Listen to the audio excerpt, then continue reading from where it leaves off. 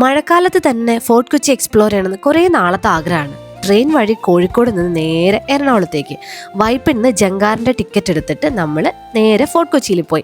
നിങ്ങളുടെ വണ്ടിയുടെ സൈസ് അനുസരിച്ചിട്ട് ടിക്കറ്റിൻ്റെ പ്രൈസും വ്യത്യാസപ്പെട്ടിരിക്കും.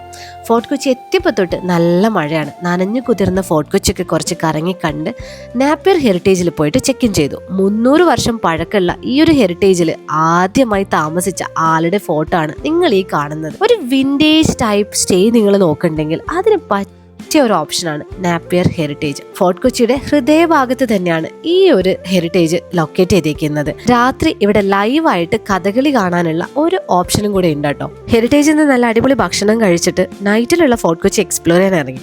എനിക്ക് തോന്നുന്നു രാത്രിയാണ് ഫോർട്ട് കൊച്ചിയെ കാണാൻ കൂടുതൽ ഭംഗിയെന്ന്. ഇതിലാണ് ബിഗ് ബി ഷൂട്ട് ചെയ്തിട്ടുണ്ടായിരുന്നത്.